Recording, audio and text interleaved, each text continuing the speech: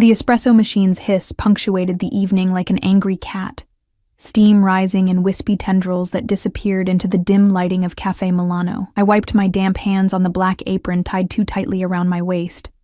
My fourth double shift this week, evident in the dark circles beneath my eyes that no amount of concealer could hide. My reflection in the polished chrome of the machine showed a woman I barely recognized anymore, hollow-cheeked, exhausted, invisible to the world except when someone needed their cup refilled. "Order up, Ellie." Marco, our perpetually irritated chef, slammed the bell with unnecessary force, making me flinch.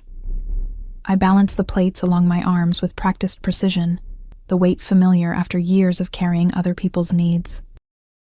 The cafe smelled of garlic, butter, and the lingering cologne of businessmen who thought their tips were generous when they barely covered my bus fare home. Rain pattered against the windows, turning Chicago's October evening into a watercolor of streetlights and hurried shadows. That's when I first noticed him. He sat alone in the corner booth, the one reserved for special guests, though I hadn't seen Marco escort anyone there. The stranger's presence seemed to bend the air around him, commanding attention, while simultaneously deflecting it. His suit wasn't just expensive, it was different, tailored to his broad shoulders in a way that spoke of European craftsmanship. Even from across the room, I could see his hands, strong, deliberate, adorned only with a single gold signet ring that caught the light when he turned the page of a leather-bound notebook. "Table 7's been waiting 15 minutes, hissed Diane, the senior waitress who never let me forget I was one mistake away from unemployment. "Stop daydreaming." I delivered the plates with apologies and forced smiles before approaching the corner booth, my heart inexplicably racing. As I drew closer, I caught his scent. Something woodsy and exclusive, nothing like the department store samples my ex used to douse himself with. "Good evening, sir. Welcome to Cafe Milano." My voice sounded steadier than I felt. "Can I get you something to drink while you look at the menu?" He looked up, and my practiced waitress smile froze. His eyes were amber-flecked, watchful like a predator's, surrounded by laughter lines that suggested warmth his expression didn't currently offer. Beneath perfectly groomed dark hair that showed the barest traces of silver at the temples, his face could have belonged on a Renaissance painting. All sharp angles and perfect proportions. "Barolo," he said, his accent subtle but unmistakably Italian, each syllable deliberate. "Your oldest vintage." I hesitated. "I'm sorry, sir. I'll have to check if we—" "Marco keeps it for special occasions." The stranger didn't smile, but something shifted in his expression. "Tell him it's for Alessio." The name rippled through the restaurant, though he'd spoken quietly. I noticed for the first time that Marco was watching our interaction with unusual intensity from the kitchen doorway. The normally loud dining room had subtly quieted, conversations continuing but with a new awareness, like prey animals sensing a wolf among them. I nodded and retreated, feeling his eyes follow me across the room. Marco intercepted me before I reached the bar, his face uncharacteristically pale. "Whatever he wants, Ellie, he gets. Understand? The best table, the best service." He gripped my arm with surprising strength. "And for God's sake, don't stare at him. Who is he?" I whispered.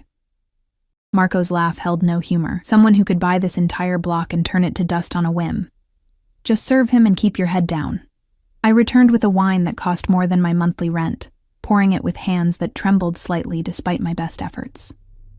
When our fingers brushed as I handed him the glass, an electric jolt shot through me.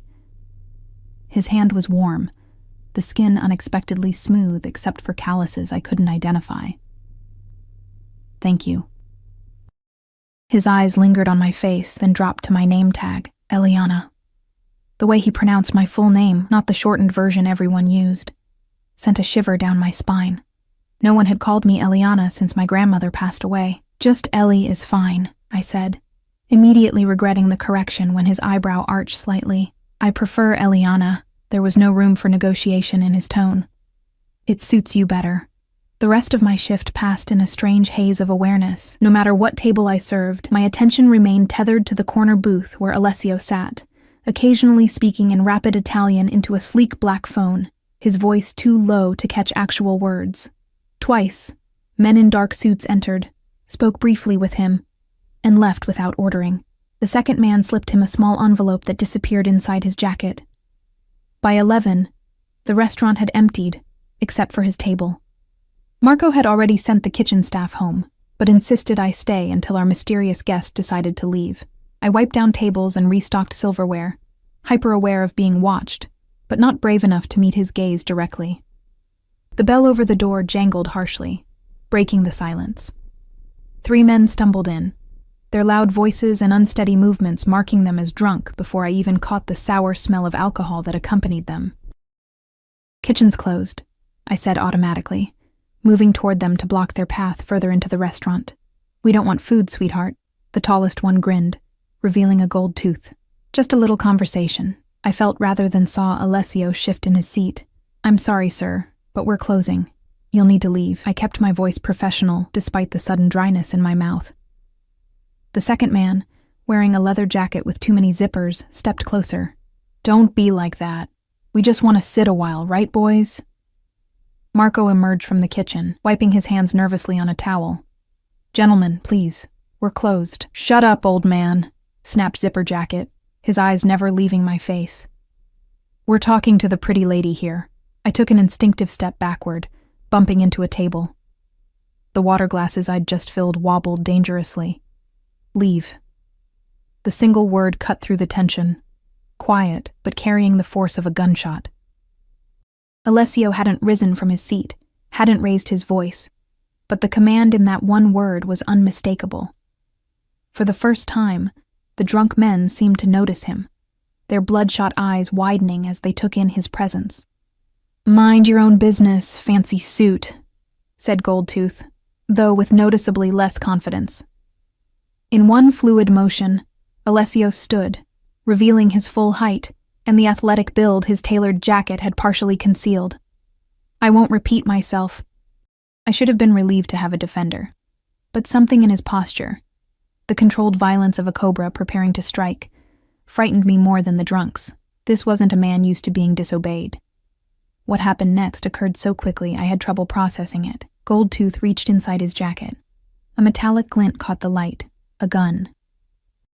My body moved before my mind could catch up, years of protecting my younger siblings from our mother's violent boyfriends triggering an instinctive response.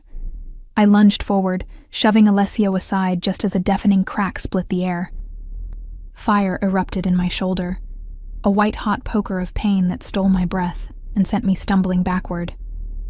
I heard more than felt the impact as my body hit the hardwood floor, the ceiling spinning above me as warm wetness spread across my chest.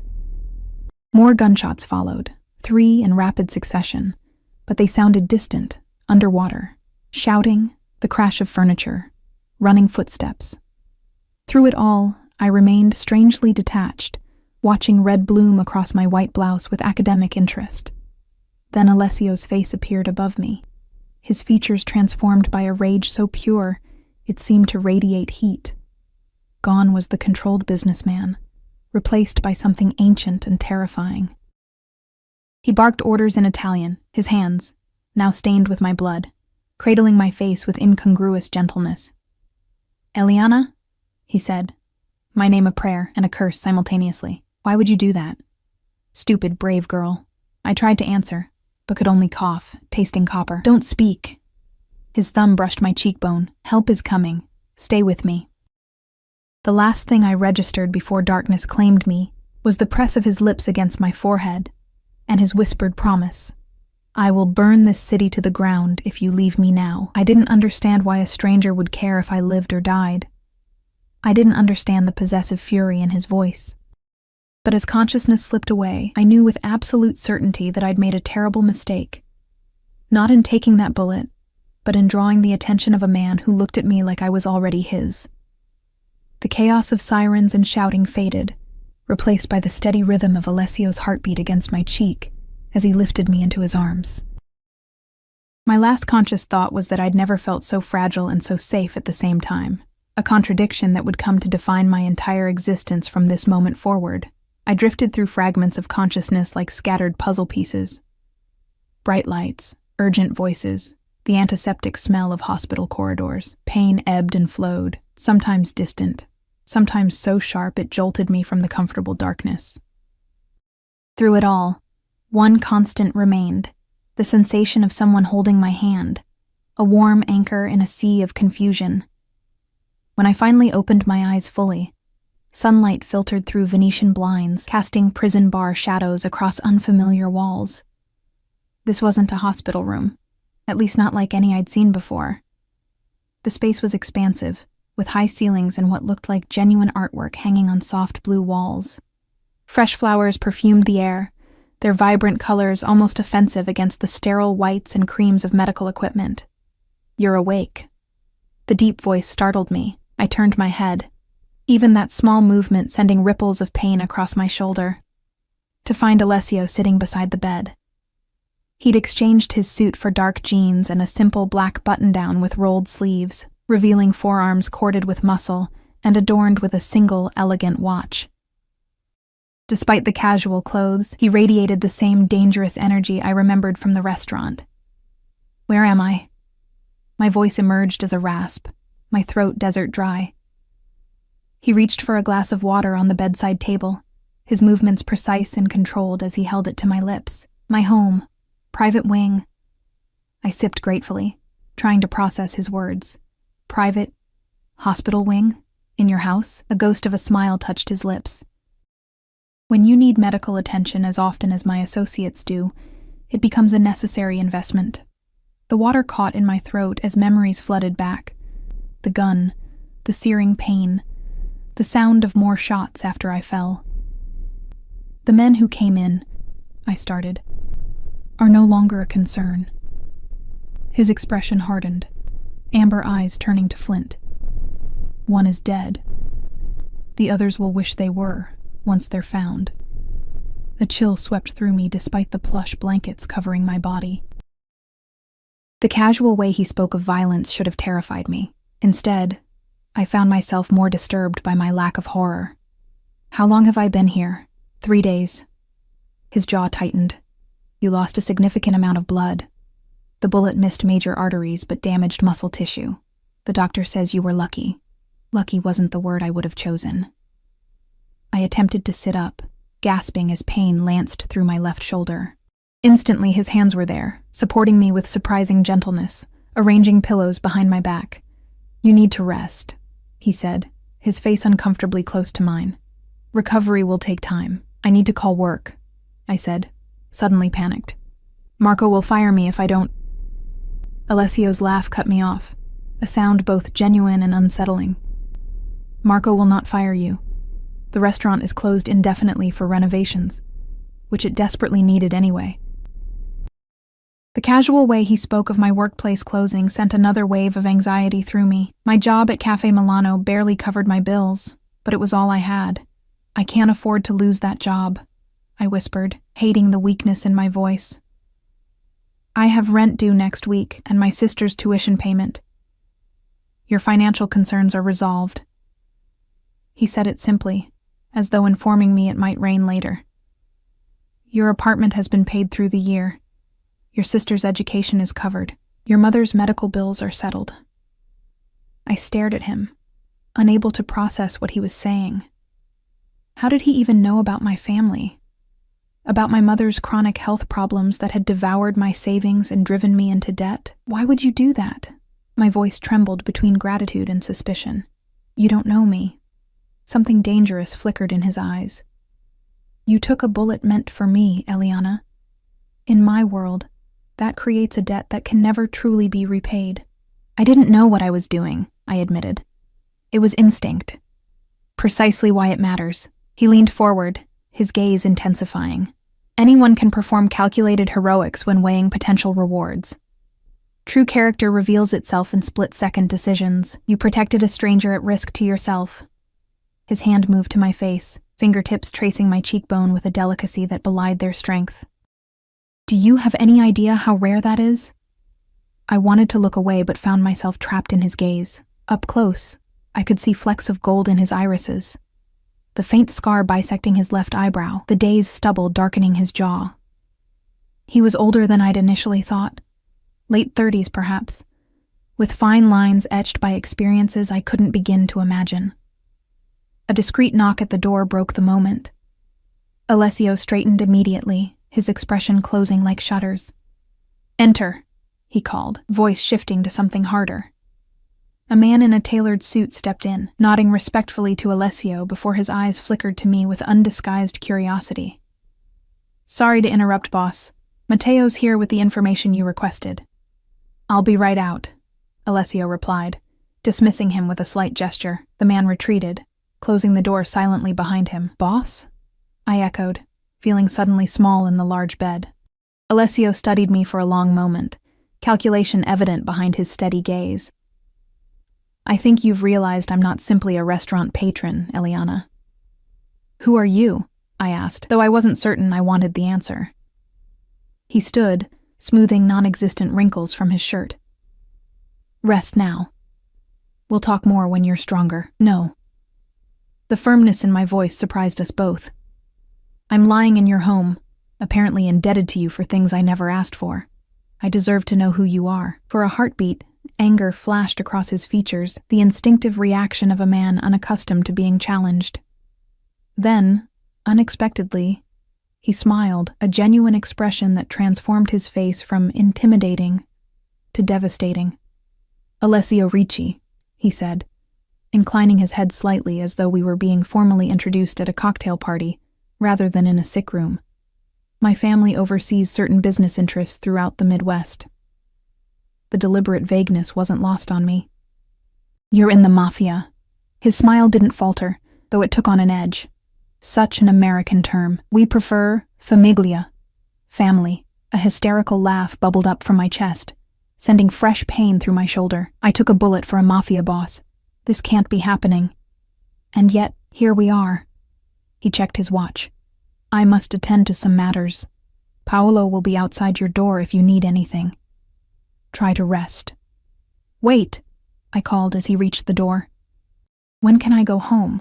He paused, his back to me, shoulders tensing almost imperceptibly. "When it's safe."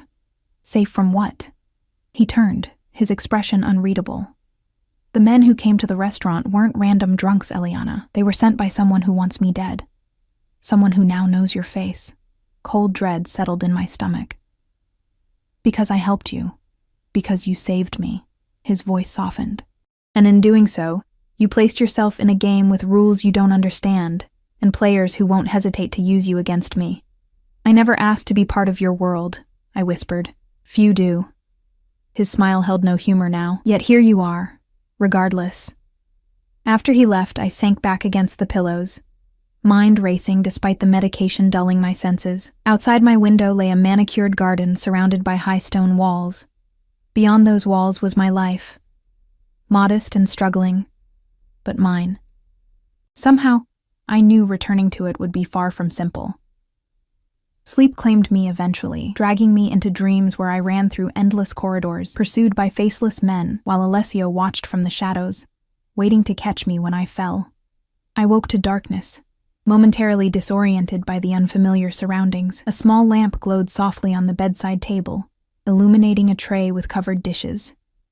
The smell of food made my stomach growl, reminding me I hadn't eaten a proper meal in days. As I reached for the tray, movement in the corner of the room startled me. Alessio sat in a leather armchair, reading glasses perched on his nose as he reviewed documents. He looked up at my movement, removing the glasses in one smooth motion. "You should eat," he said, nodding toward the tray. "The doctor says you need to regain your strength." "Have you been watching me sleep?" I asked, unsure whether to be disturbed or comforted by his presence. "Not continuously." He set his papers aside. "I have a business to run." "Right, your business." I couldn't keep the sarcasm from my voice as I uncovered a bowl of what appeared to be homemade soup, steam rising in fragrant tendrils. He observed me with that unnerving stillness. "You disapprove? Of organized crime?" "Generally, yes." "Yet you saved the life of a man you suspected was dangerous." I sipped the soup, rich chicken broth with delicate pasta, buying time to consider my response. I didn't think about it. I saw someone in danger and reacted. "Exactly." He leaned forward. "Pure instinct, no calculation. It's what makes you exceptional." The intensity in his voice made me uncomfortable. I focused on my soup, avoiding his eyes. "I'm not exceptional. I'm a waitress with a mountain of debt. and a bullet hole in my shoulder. Not anymore. My spoon clattered against the bowl. What does that mean? He stood, moving to the foot of my bed with that predatory grace that seemed to be his default. It means your life as you knew it is over, Eliana. Whether you intended it or not, you've been drawn into my world. I don't want to be in your world, I protested. Few choices remain once you've saved a man like me. His hands gripped the footboard, knuckles whitening slightly. There are protocols, expectations. You're now under my protection, which means you're also under my authority. I'm not yours to command, I said, heart racing at the implied threat beneath his words. Something darkened in his expression. Everything in my territory is mine to command. I'm not a thing, I whispered, fear and indignation battling within me. He moved suddenly, circling the bed until he loomed over me, close enough that I could feel the heat radiating from his body. No, you're not a thing. You're infinitely more valuable and more dangerous. Without warning, he sat on the edge of the bed, the mattress dipping under his weight. His hand captured my chin, tilting my face up to meet his gaze. Do you know what happens to people who save the lives of men in my position, Eliana? I shook my head slightly, constrained by his grip. They become liabilities, potential weaknesses that enemies can exploit. His thumb traced my lower lip, the touch so light it might have been imaginary. The smart move would be to eliminate that liability. Fear constricted my throat. Are you going to kill me? The question hung between us, heavy with possibility. Then Alessio laughed, the sound warming the room despite its edge of danger. Kill you? No, little lioness. I'm going to keep you. His hand slid from my chin to cup my cheek, the gesture possessive yet oddly tender. Close to me, where I can ensure your safety, where no one can use you against me, where I can watch over what's mine. I'm not yours, I repeated, though the words sounded hollow, even to my ears. His smile was that of a predator who knows its prey is already cornered. You became mine the moment you stepped between me and that bullet. The sooner you accept that reality, the easier your adjustment will be. And if I refuse to accept it, I challenged, recklessness born of fear making me brave. His expression softened, thumb brushing away a tear I hadn't realized had fallen. Then we have a problem, Eliana, because while I admire your spirit, I will not risk your safety, or mine, by allowing you to walk away. The gentle touch belied the steel in his words. I was trapped in a golden cage, held by a man whose tenderness was as terrifying as his cruelty might be. Get some rest, he murmured, rising from the bed. Tomorrow, when you're stronger, we'll discuss your new position. Position? I echoed. He paused at the door, silhouetted against the hallway light. Everyone in my household serves a purpose, Eliana. Even you. As the door closed behind him, I realized I had exchanged one form of servitude for another, from waitress to whatever Alessio Ricci decided I would become. The difference was that at Cafe Milano, I could quit. Something told me that walking away from Alessio wouldn't be nearly so simple. Morning arrived with a gentle knock and the entrance of a slender woman in a crisp uniform, carrying fresh towels and a garment bag. Good morning, Miss Eliana. I am Sofia, she said, her Italian accent more pronounced than Alessio's. Mr. Ricci asked me to help you prepare for the day. Prepare for what? I asked, struggling to sit up. Sofia smiled, though it didn't quite reach her eyes. Mr. Ricci wishes to introduce you to the household staff this afternoon. He thought you might appreciate assistance with bathing, given your injury. The thought of meeting staff, while looking like a hospital patient, made me grimace. I nodded gratefully, allowing Sofia to help me from the bed. My legs trembled, weak from disuse, and my shoulder throbbed despite the medication coursing through my system. The bathroom attached to my room was obscenely luxurious, all marble and gold fixtures, with a walk-in shower that could have fit my entire apartment bathroom inside it. Sofia helped me undress, her professional demeanor never wavering, despite the ugly bruising that spread from my bandaged shoulder down my side like watercolor on wet paper. How many people work here? I asked as she washed my hair, careful to keep soap from my wound. At the main house? 22, she replied.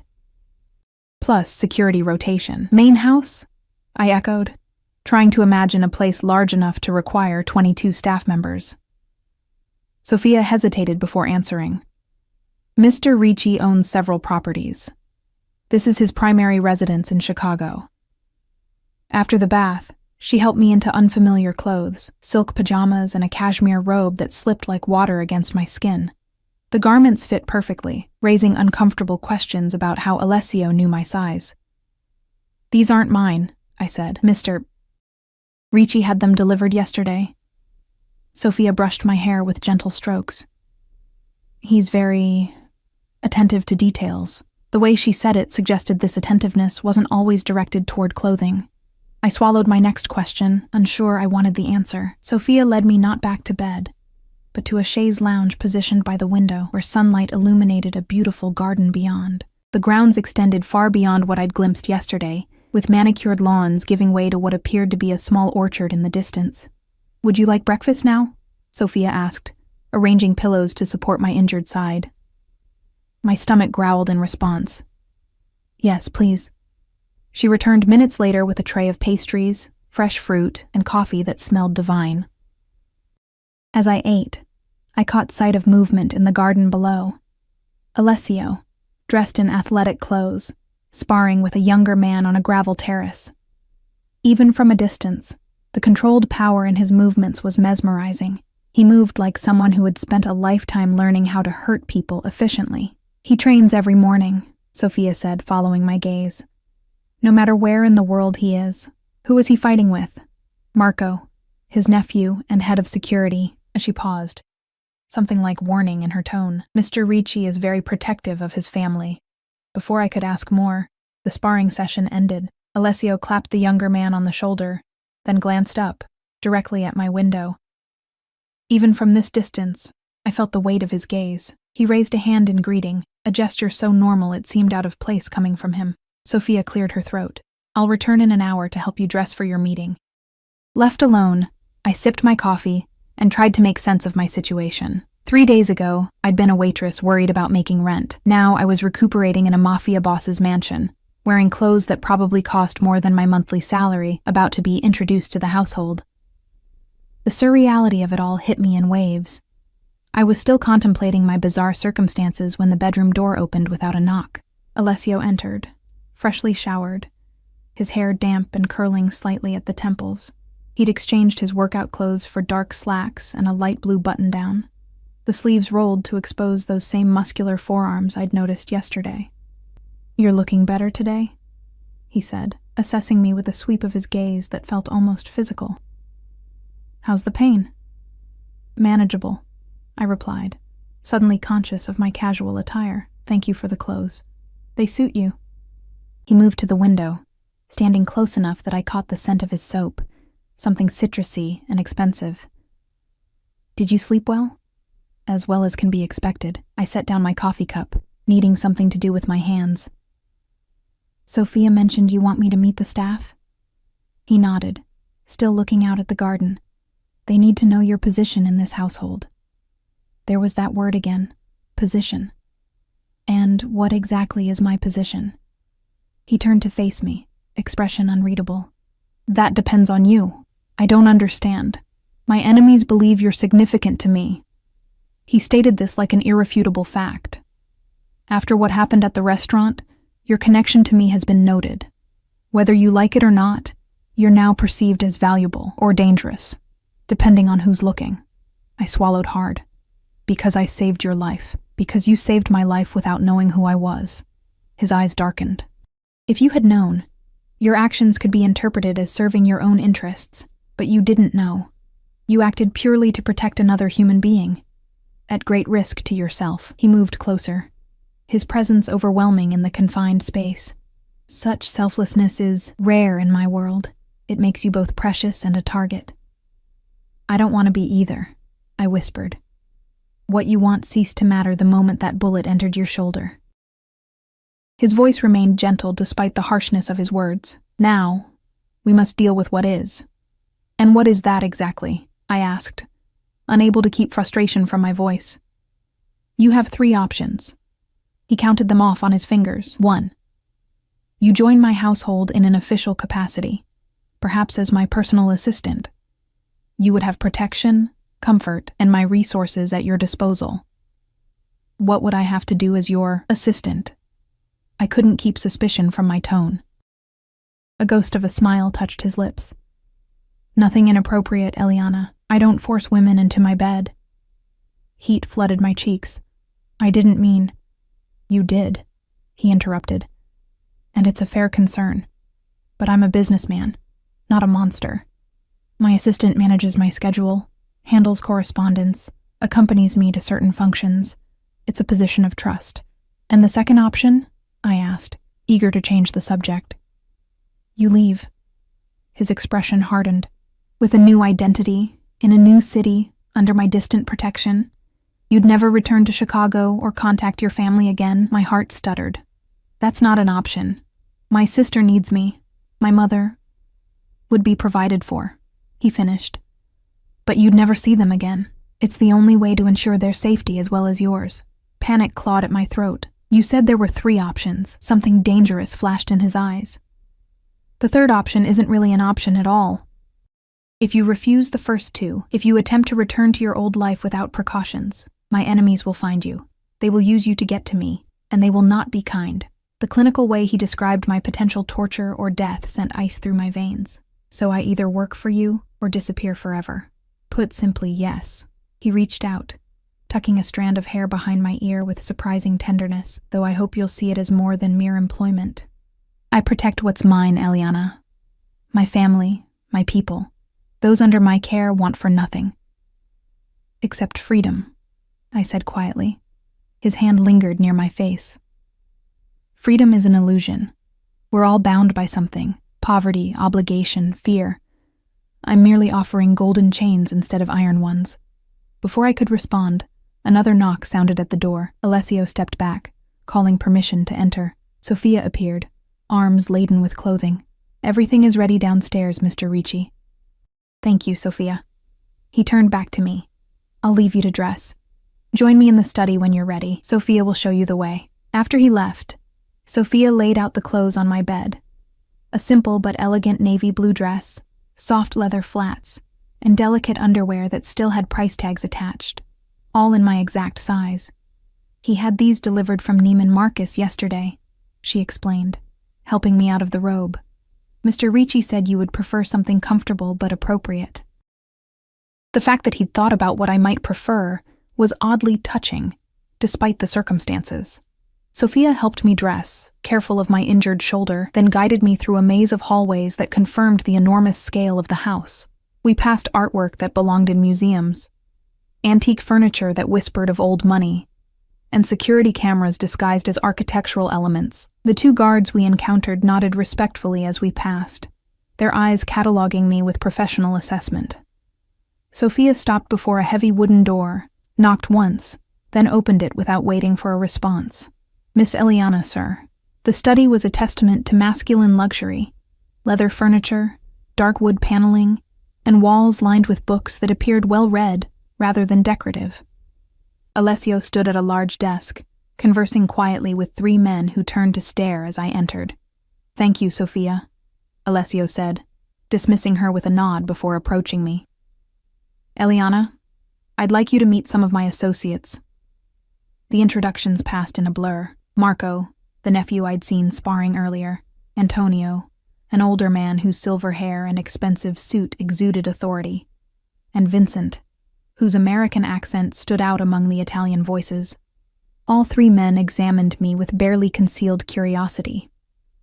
Gentlemen, Alessio said once the formalities concluded, Eliana will be joining my household as my personal assistant. She is to be afforded every courtesy and protection. Is that understood? The men murmured agreement, though I caught the significant look that passed between Antonio and Vincent. Sir, Antonio ventured, perhaps we should discuss the Rossi matter before. Later. Alessio cut him off, his tone brooking no argument. For now, I'd like a moment alone with Eliana. The men filed out, Marco pausing to squeeze Alessio's shoulder in what seemed a gesture of support or warning. When the door closed behind them, Alessio gestured toward a leather sofa. Please sit. You shouldn't be on your feet too long. I sank into the soft leather, overwhelmed by the morning's events. I don't recall agreeing to be your assistant. He poured 2 glasses of water from a crystal decanter, handing me one before sitting opposite me.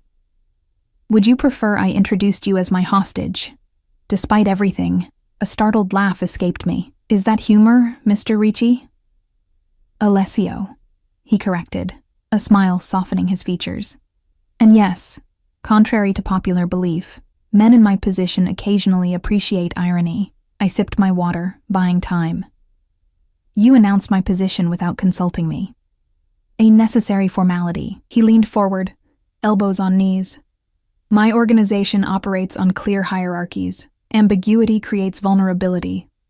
By establishing your role, I've placed you under my direct protection, which means anyone who harms you answers to me personally.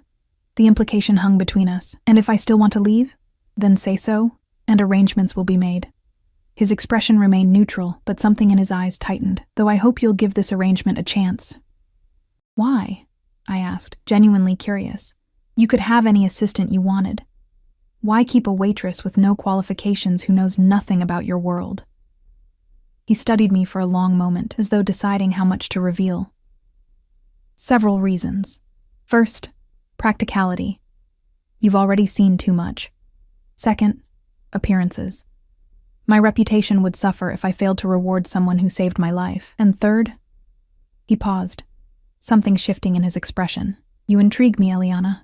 Your selflessness, your courage, these are rare qualities. His candor surprised me. That's it? I'm an interesting specimen to study? No. He set down his glass with deliberate care. You're also a beautiful woman who looked at me without fear or calculation, at least initially. Do you know how rarely that happens in my position? Heat crept up my neck at his directness. I'm afraid of you now. Are you? He raised an eyebrow. Or are you afraid of your circumstances? The distinction felt important somehow.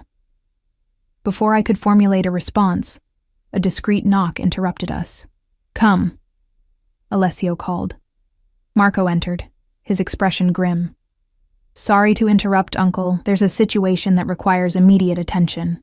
Alessio stood immediately. What kind of situation? Rossi's men were spotted near Eliana's apartment building. They've been asking questions about her. Marco's eyes flicked to me briefly. They know she survived. The temperature in the room seemed to drop several degrees. Alessio's posture shifted subtly, the businessman replaced by something more dangerous. How many? 4 that we identified, probably more watching. Put Stefano's team on surveillance. I want to know everyone who goes in or out of that building. Alessio's voice remained calm, but his hands had clenched into fists. And double security here. No one enters the grounds without my explicit approval. Marco nodded, retreating from the study without another word. Alessio remained motionless for several seconds, staring at the closed door with an expression that sent chills down my spine. Who's Rossi? I asked, breaking the heavy silence. He turned slowly, his face a careful mask once more. Someone who wants what I have, and that includes me now? The thought made my stomach turn. That includes you. He crossed to a cabinet, withdrawing a leather folder. Which brings us back to your decision. I need your answer, Eliana. Now. The choice wasn't really a choice at all, but I couldn't bring myself to say the words he wanted to hear. I need to talk to my sister first, to explain why I've disappeared. Something softened in his expression. Of course. Family is important. Can I see her? I asked, hope flaring briefly. Not yet. He held up a hand to forestall my protest. It's too dangerous while Rossi's men are watching. But you can call her, from a secure line, with certain precautions. It was less than I wanted, but more than I expected. Thank you. He nodded, opening the folder to reveal what appeared to be a contract. Then you agree to stay, at least temporarily? The document before me was written in legal language too complex to quickly understand, but the title was clear. Private employment agreement. What exactly does this commit me to? I asked, scanning the dense paragraphs. Standard terms of employment, confidentiality, loyalty, duties as my assistant. He pointed to several highlighted sections. Generous compensation, healthcare, security provisions. Nothing inappropriate or illegal required of you. And if I want to leave eventually? There's a termination clause. His finger traced down to the final page. 3 months' notice, relocation assistance, lifetime security consultation, all quite civilized. I looked up from the contract to find him watching me intently, his eyes revealing nothing of his thoughts. Why are you being so reasonable about this? You could just force me to stay. I could, he acknowledged. But willing loyalty is far more valuable than coerced submission. I want you to choose this, Eliana. The pen he offered felt heavier than it should. My hand trembled slightly as I reached for it, my mind racing through limited options. Stay and become entangled in a world of violence and power, or flee and abandon everything and everyone I loved. If I sign this, I said slowly, I want regular contact with my family, and protection for them too. Done. He didn't hesitate. Anything else? I took a deep breath. I want your word that you won't ask me to do anything that violates my conscience. Something like respect flickered in his eyes. You have it. I never intended to corrupt you, Eliana. Your moral compass is precisely what makes you valuable. With a sense of sealing my fate, I signed the contract. Alessio took the pen from my fingers, his hand lingering against mine for a moment too long to be accidental. Welcome to the family, Eliana. The way he said it sounded more like a claim than a greeting. As he signed beside my name, I couldn't shake the feeling that I'd just traded one prison for another. Only this one had gilded bars and a jailer whose intentions remained dangerously unclear. 2 weeks passed in a strange limbo of recovery and adjustment. My shoulder healed gradually, pain fading to a dull ache that flared only with sudden movements. Sophia helped me exercise the damaged muscles each morning, following the regimen prescribed by Alessio's private doctor, who visited every 3rd day. My new role as personal assistant remained largely theoretical while I recovered, though Alessio began including me in certain aspects of his legitimate business. I learned that beneath the criminal enterprise lay a vast network of legal companies, real estate holdings, import-export businesses, technology investments, and hospitality ventures that spanned several continents. Most of what I do is perfectly legal, he explained one afternoon as we reviewed property acquisitions in his study. The other activities simply expedite processes that bureaucracy tends to complicate.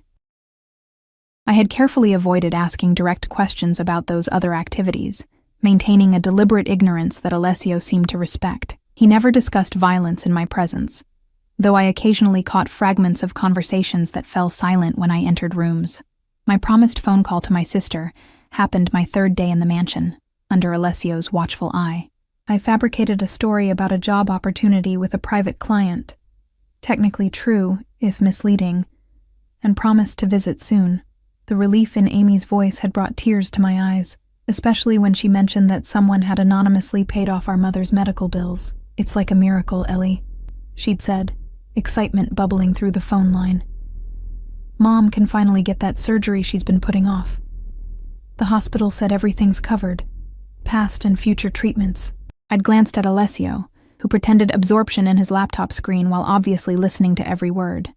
The knowledge that he could grant such life-changing assistance with a single command was both comforting and terrifying. That evening marked my first dinner with Alessio outside my room. He'd insisted I join him in the formal dining room, though he dismissed the staff after they served our meal. You've been cooped up too long, he said, pouring wine into crystal glasses that caught the candlelight. Besides, we should celebrate your recovery.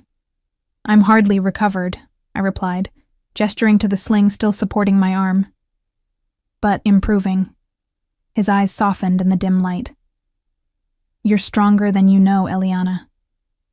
Throughout dinner, I found myself increasingly conscious of his gaze, the way it lingered when I spoke, how it traced the movement of my hand as I raised my wine glass. I'd noticed his attractiveness from the first moment in the restaurant, but proximity had only intensified its effect. The dangerous edge that surrounded him like an aura should have repelled me.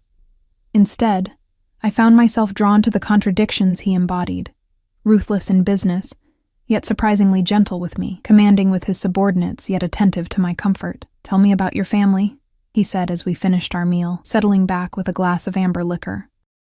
You rarely speak of them. The request seemed innocuous, but instinct told me to be cautious. There's not much to tell. My sister is 19, studying nursing. My mother has lupus, which has gotten worse over the years. My father left when I was 12, and you became the provider. It wasn't a question. I nodded, uncomfortable with his perception. Someone had to pay the bills. You sacrificed your own opportunities. Again, not a question. I did what was necessary. I studied his expression, trying to understand his interest. Why do you want to know this? He swirled his drink thoughtfully. I'm trying to understand you, the woman who would step in front of a bullet for a stranger. I told you, it was instinct. Born from years of protecting others. He leaned forward, eyes intent. You've spent your life shielding people, haven't you? Your mother from financial ruin. Your sister from missed opportunities. Even your customers at the restaurant. I watched you for weeks before that night, the way you diffused situations, managed difficult patrons, protected the younger staff. My pulse quickened. You were watching me before the shooting? A faint smile touched his lips. Cafe Milano has excellent risotto. I have a standing reservation every Tuesday. I never noticed you before that night, I said, then winced at how that sounded. You weren't meant to. His smile deepened, revealing a dimple in his right cheek I hadn't noticed before, though I noticed you immediately, the waitress who treated everyone with equal respect, regardless of their tab, who slipped extra bread to the old man who ordered only soup, who absorbed Diane's pettiness without complaint. Discomfort crept along my spine. How often were you there? Often enough to know your extraordinary and ordinary circumstances. He set down his glass with careful precision. Which makes me wonder how extraordinary you might be in extraordinary circumstances. Before I could respond to this unsettling observation, the dining room door opened. Marco entered, his expression tense. Sorry to interrupt, Uncle. His eyes flickered briefly to me. There's a situation that requires your attention. Alessio's demeanor shifted instantly, warmth replaced by cool authority. Excuse me, Eliana. Enjoy your dessert. I may be a while. After they left, I abandoned any pretense of eating, retreating to my room where I paced the plush carpet, my thoughts racing. Alessio had been watching me long before the shooting. Had the drunk men been part of some elaborate test? No. His rage that night had been too genuine, his concern during my recovery too consistent. Sleep eluded me that night, my mind replaying every interaction with Alessio, searching for hidden motives. Dawn found me exhausted but resolved. I needed more information about the man who now controlled my life. Over the following days, I began paying closer attention to the household rhythms. I noted which staff members seemed most approachable, which areas of the mansion saw the heaviest security, which times Alessio was most likely to be occupied with business. Sophia proved a valuable, if reluctant, source of information. While helping me dress one morning, she mentioned that she'd worked for the Ricci family for 15 years. You must know Alessio well, I ventured, keeping my tone casual. Her hands paused briefly at my shoulder. Mr. Ricci is a private man. But fair? I pressed. As an employer, I mean. She resumed her task, securing the sling with practiced movements. More than fair. When my husband became ill 3 years ago, Mr. Ricci arranged specialists from Europe, paid for experimental treatments not covered by insurance. Gabriele is alive because of him. The genuine gratitude in her voice wasn't what I expected. He takes care of his people. Loyalty flows both ways in this house, she said, meeting my eyes in the mirror. Remember that, Miss Eliana. The warning, or advice, lingered as I made my way to Alessio's study for what had become our morning routine. He would review overnight reports while I organized his correspondence and schedule, learning the complex web of his business interests. I found him standing at the window, phone pressed to his ear, tension evident in the set of his shoulders. He acknowledged my entrance with a slight nod, but continued his conversation in rapid Italian. Though I couldn't understand the words, the cold anger in his tone required no translation. When he finally ended the call, he remained silent for several moments, staring out at the garden. Is everything all right? I asked, setting my tablet on his desk. Rossi's men made another attempt to access your apartment yesterday. His voice was eerily calm. They were dissuaded by my security team. A chill ran through me. What does that mean? He turned, his expression carefully neutral. It means the situation is escalating. Rossi senses weakness. Because of me. The realization settled like lead in my stomach. Not because of you, he corrected sharply. Because of what you represent. Which is what exactly? He approached slowly, stopping close enough that I had to tilt my head to maintain eye contact. A change in pattern. For years, I've maintained certain boundaries. No attachments outside the family. No vulnerabilities that could be exploited. I'm not an attachment, I protested. I'm your employee. Something dangerous flickered in his eyes. We both know you're more than that, Eliana. My heart stuttered at his directness. I don't understand what you want from me, neither do I. The admission seemed to cost him something. Which is precisely the problem. Before I could respond, Marco appeared in the doorway, his expression grim. They found Stefano. Alessio's entire demeanor transformed, a cold mask sliding into place. Where? Abandoned warehouse near the river. He's alive, but barely. They're bringing him in now. Prepare the medical wing. Alessio grabbed his jacket from the back of his chair. And call Vittorio. Tell him to bring everything. This wasn't a random attack. As he moved toward the door, he paused beside me. Stay in your room until I come for you.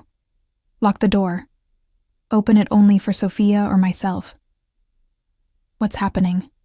I asked, fear closing my throat. His hand brushed my cheek briefly. Nothing you need to concern yourself with. Just stay safe. After he left, I returned to my room as instructed, but anxiety made confinement unbearable. Hours passed with no word. Twice I heard hurried footsteps in the corridor, urgent voices speaking in Italian. When Sophia brought lunch, her usual warmth was replaced with distracted efficiency. Is Stefano all right? I asked as she turned to leave. She paused, conflict evident in her expression. The doctors are with him. Who is he? I pressed. Why would someone hurt him? Sophia glanced at the door, then lowered her voice. He was watching your apartment building. One of Mr. Ricci's most trusted security men. The implication hit like a physical blow. Someone hurt him because of me? Not because of you, she echoed Alessio's earlier words. Because of his loyalty to Mr. Ricci. After she left, guilt and fear warred within me. A man was fighting for his life because he'd been protecting me. Or rather, protecting Alessio's interest in me.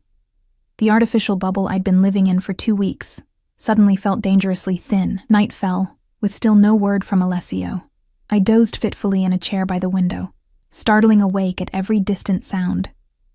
Near midnight, my door opened without a knock. Alessio stood in the threshold, his appearance shocking after the polished businessman I'd grown accustomed to. His shirt was wrinkled, sleeves rolled to reveal forearms smudged with what looked disturbingly like dried blood. His jaw darkened with stubble, and his eyes held a coldness that made me shrink back involuntarily. You should be sleeping, he said, his voice rough with exhaustion. Is Stefano alive? I asked, rising from the chair. Something shifted in his expression. Yes, he'll recover eventually. Relief flooded me, followed immediately by fresh fear at the implications of eventually. What happened to him? Alessio closed the door, moving to pour himself a drink from the crystal decanter kept on my sideboard. Nothing you need to know about. I think I do need to know, I insisted. Courage born of fatigue and frustration. If people are being tortured because of me, he interrupted sharply. Make no mistake, Eliana. Stefano was targeted because he works for me. You are simply the excuse Rossi needed to escalate a conflict that's been brewing for years.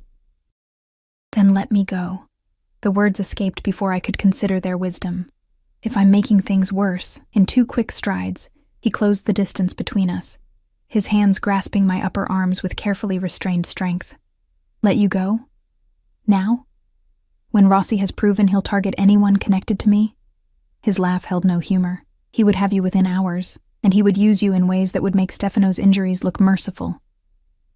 Fear closed my throat, not of Alessio, but of the faceless Rossi and what he represented. What does he want? Alessio's grip gentled, one hand moving to brush hair from my face with incongruous tenderness. What all men like him want: power, territory, respect. His thumb traced my cheekbone. Me, broken or dead. The intimacy of the gesture contrasted sharply with his words, leaving me disoriented. And what do you want? Something shifted in his gaze, hardness giving way to an emotion I couldn't identify. Right now? To keep you safe. To end Rossi before he hurts anyone else under my protection. His hand slid to cup my neck, warm and possessive. And to understand why, after years of perfect control, I find myself making decisions based on a waitress who looked at me without fear. The raw honesty in his voice stripped away my defenses. I'm afraid now. No. His eyes searched mine. You're cautious, concerned, but not afraid.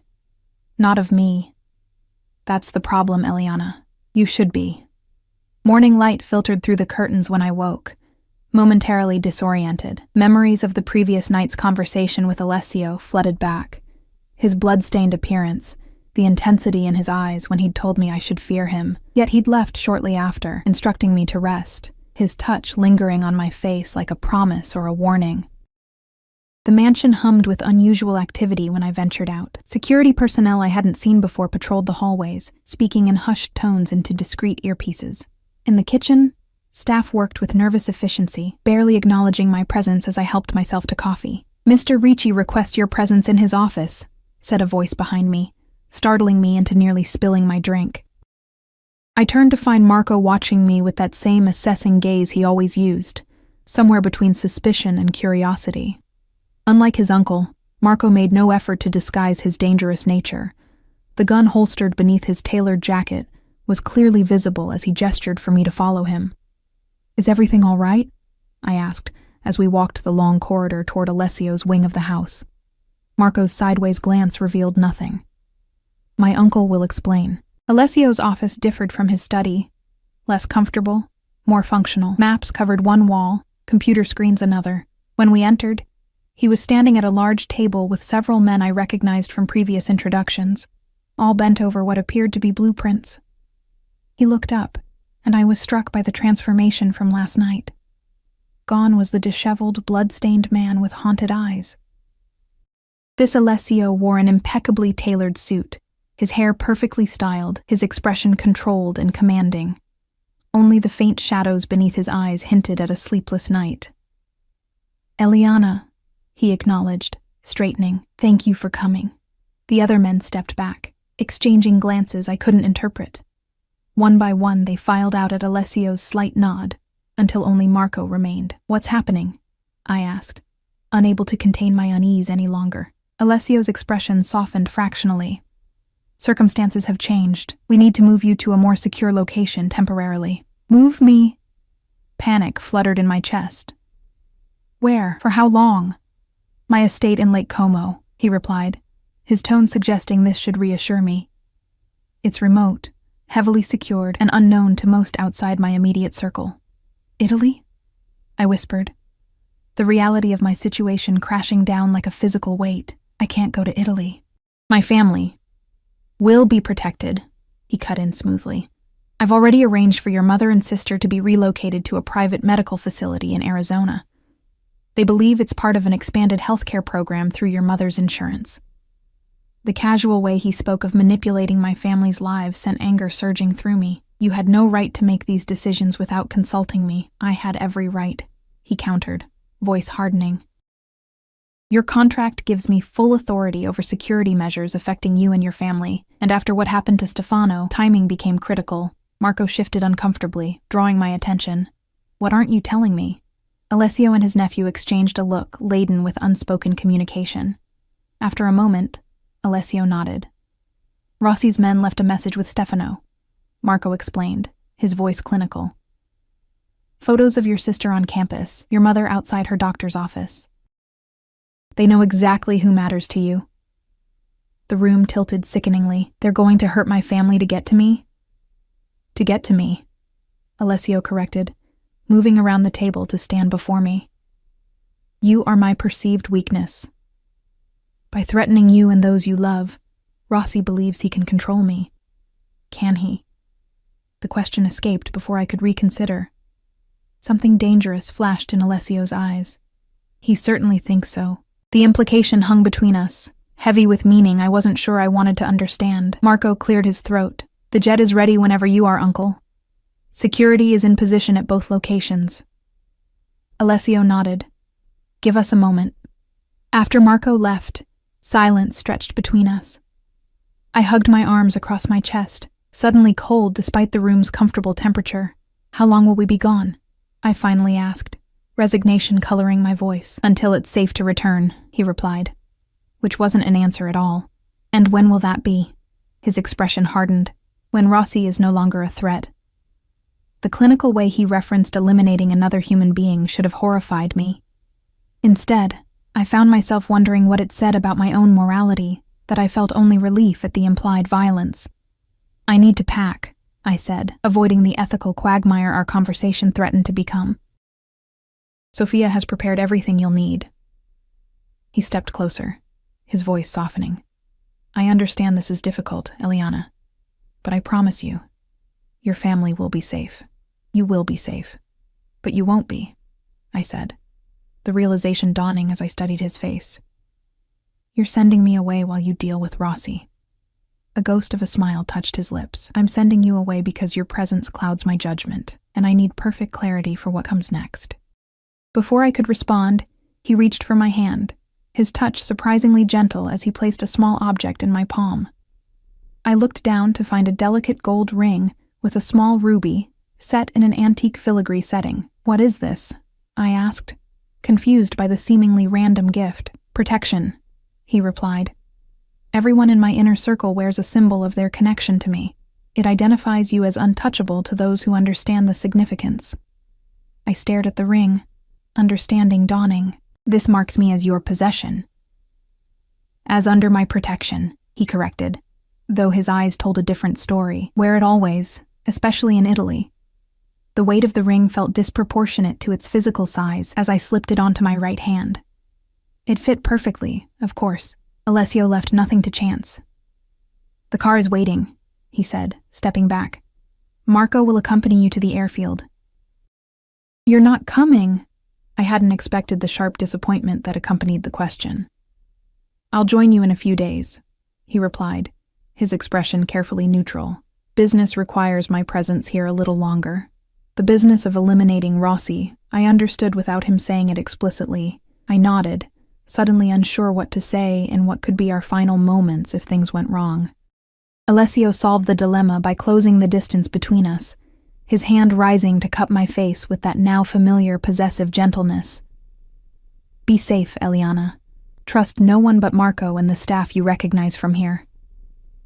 Before I could respond, he leaned forward and pressed his lips to my forehead, a benediction and a claiming all at once. The gesture left me breathless, confused by the conflicting emotions it triggered.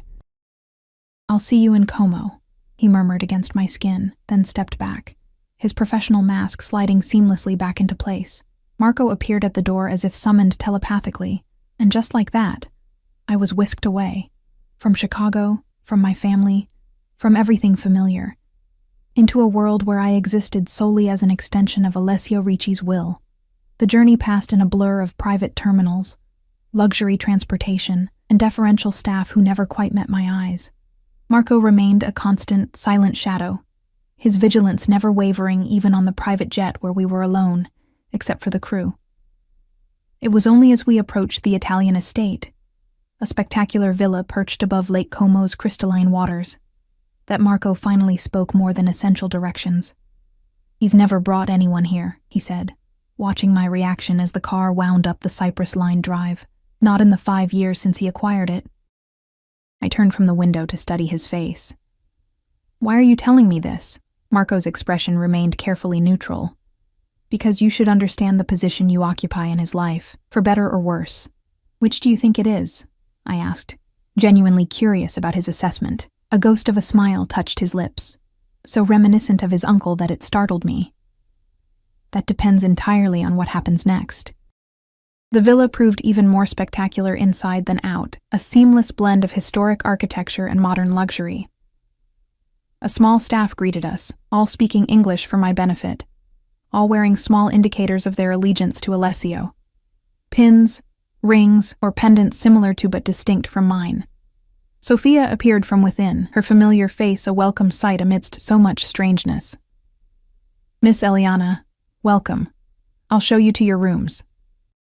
The suite prepared for me overlooked the lake, with a private terrace and sumptuous furnishings that somehow perfectly matched my taste, despite never having discussed such preferences. My clothes, a mix of familiar items from my apartment and new pieces in the same style, had been unpacked and arranged in a walk-in closet larger than my entire bedroom in Chicago.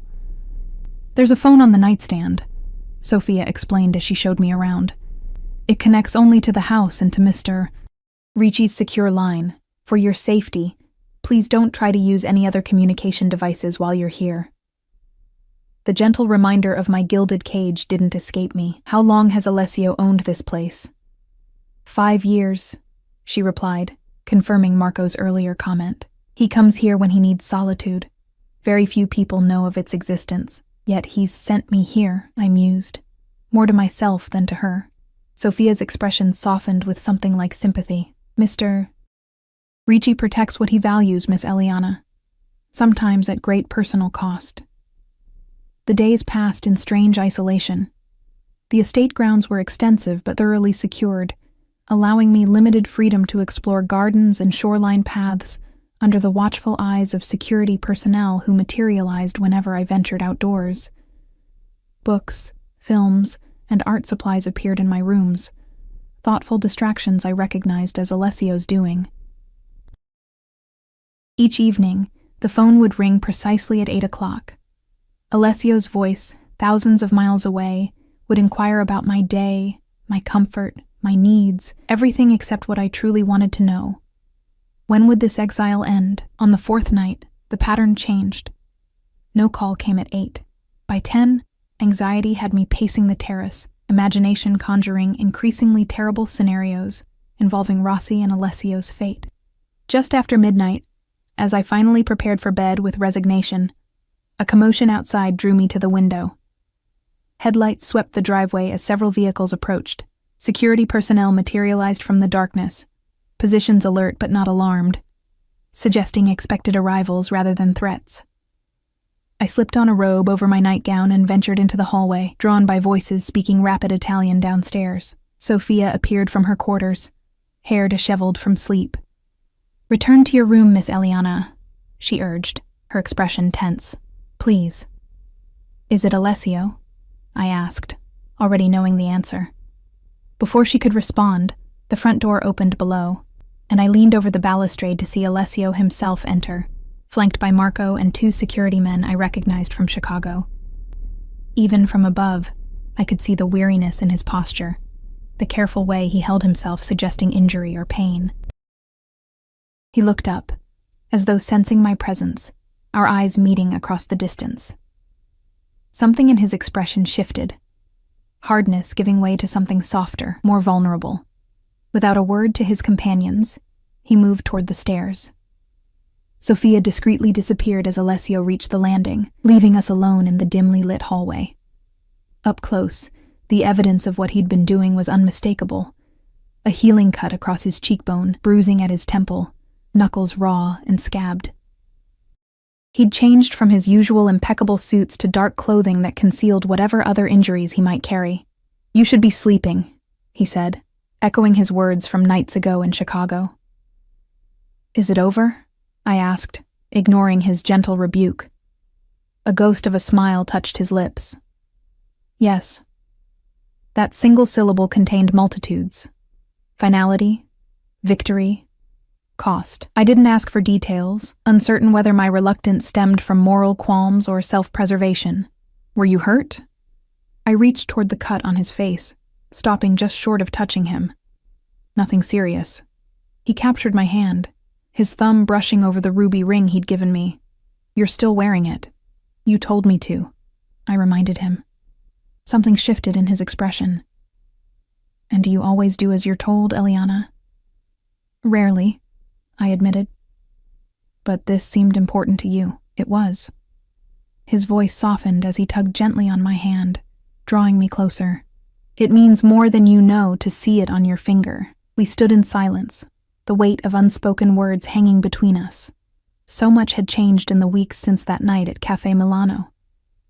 I had changed, my understanding of the world and my place in it transformed by proximity to this dangerous, complicated man. What happens now? I finally asked, the question encompassing far more than our immediate future. Alessio's free hand rose to cut my face, thumb tracing my cheekbone in that now familiar gesture. Now we have choices, Eliana. Real ones, not forced by circumstance or threat. What choices? I whispered, pulse quickening under his touch. You can return to Chicago, to a life not unlike your old one, but with my protection ensuring your comfort and safety from a distance. His eyes held mine, searching. Or you can stay, with me. Not as my employee or my ward, but as something more. The offer hung between us, tempting and terrifying in equal measure.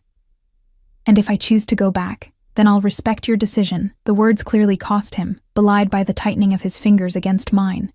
Though I would hope you might permit me to visit occasionally. And if I stay? I asked, already knowing my decision but needing to understand what it meant. Instead of answering with words, he closed the remaining distance between us.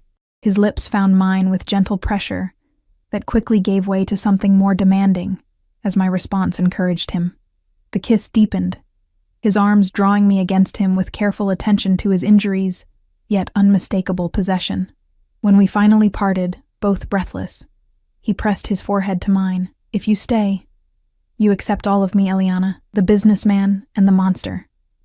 I won't pretend to be something I'm not. I don't want pretense, I whispered, fingers tracing the line of his jaw. I want truth between us, even when it's difficult. His smile transformed his face, years falling away as relief and something dangerously close to joy replaced the guarded control I'd grown accustomed to. Then stay, choose me, knowing exactly who and what I am. In that moment, standing in the hushed hallway of a villa overlooking moonlit waters, I made my choice, not from fear or obligation, but from the recognition of something rare and precious forming between us, a connection forged in violence and danger, yet evolving into something that might, with care and honesty, become love. I choose you, I said simply. All of you. His arms tightened around me, the embrace of a man who had faced death and returned victorious to claim what he considered his. As his lips found mine once more, I understood that in saving Alessio Ricci that night in the restaurant, I had not lost my freedom. I had found a different kind, one where protection and possession, danger and devotion, existed in perfect, complicated balance. The bullet that had brought us together had changed everything, marking the end of one life and the beginning of another, not as victim and savior, nor captor and captive, but as equals joined by choice and circumstance. A waitress and a mafia boss, finding in each other the missing pieces neither knew they sought until fate intervened with gunpowder and blood.